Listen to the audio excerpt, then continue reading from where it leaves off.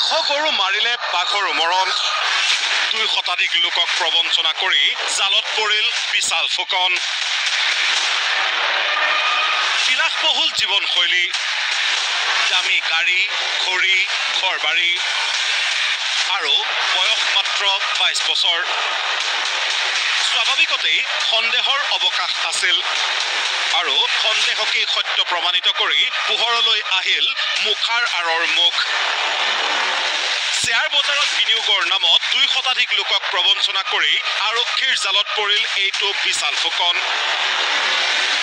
তথাকথিত জনপ্ৰিয় অভিনেত্ৰী আৰু কোৰিঅগ্ৰাফাৰ সুমি বৰাৰ পাতিলোৱা ভাইটি এইটো বিশাল ফুকনক ডিব্ৰুগড়ৰ প্ৰভাঞ্জলি এপাৰ্টমেণ্টৰ পৰা গ্ৰেপ্তাৰ কৰে আৰক্ষীয়ে আৰু সাংবাদিকক দেখি মুখৰ মাত ধৰিল এইটো বিশালৰ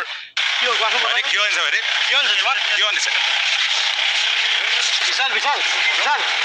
কিবা ক'বা নেকি তোমাৰ বিশাল কিবা ক'বা নেকি বিশাল কিবা ক'বা নেকি তুমি শ্ৰদ্ধাঞ্জলি এপাৰ্টমেণ্টৰ বিশালৰ 503 নম্বৰ ফ্লেটৰ পৰা 6টা আইফোন আৰু কেইবাটাও বিদেশী মুদ্ৰা উদ্ধাৰ কৰিছে আৰক্ষীয়ে এটা 3টামান ফোন আছিলে আৰু কিবা অলংকাৰ নাই পইচা আৰু কি আপোনাৰ মনত আছে এইখিনি আছে কিবা ডকুমেণ্টছ পাইছিলে অলপ লেপটপ এইখিনি কেমেৰা চেমেৰা কিবা পাইছিলে কাৰেঞ্চি অকণমান কাৰেঞ্চি পাইছিলে বাহিৰত থাইলেণ্ডৰ মালয়েছিয়া কিবাকিবি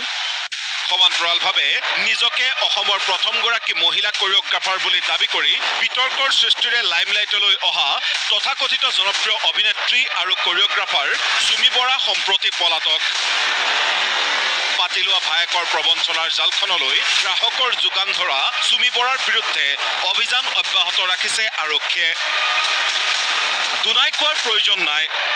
মাত্ৰ কিছুদিন পূৰ্বে ফটোগ্ৰাফাৰ তাৰ্কিক বৰা আৰু কোৰিঅগ্ৰাফাৰ সুমি বৰাৰ বিলাসবহুল ডেষ্টিনেশ্যন ৱেডিঙে চকু কাঢ়ি নিছিল অসমবাসীৰ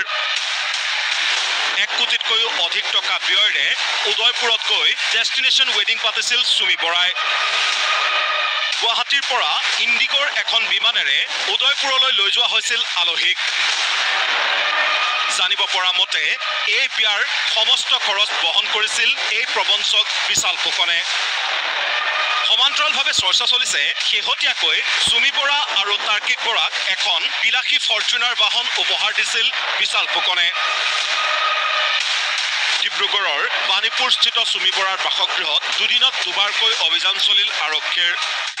আৰক্ষী কালিও আহিছিলে নেকি কালিও আহিছিলে ন কালি কেতিয়া আহিছিলে খুৰা আহিছিলে আৰু আজিও আহিছে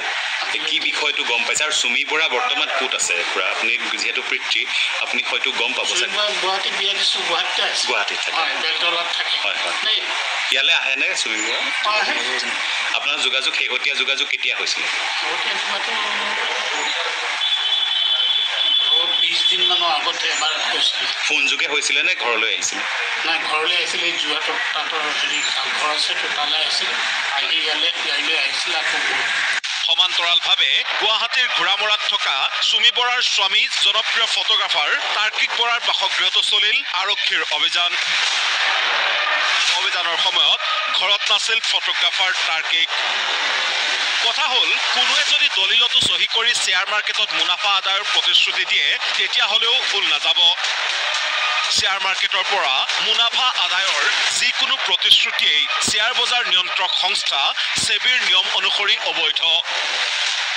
মনত ৰাখক শ্বেয়াৰ বজাৰত এনেদৰে মুনাফা আদায় কৰিব পৰা হ'লে আম্বানী আদানীৰ দৰে ব্যৱসায়ীসকলেও দিনে ৰাতিয়ে কষ্ট নকৰি তাকেই কৰিলেহেঁতেন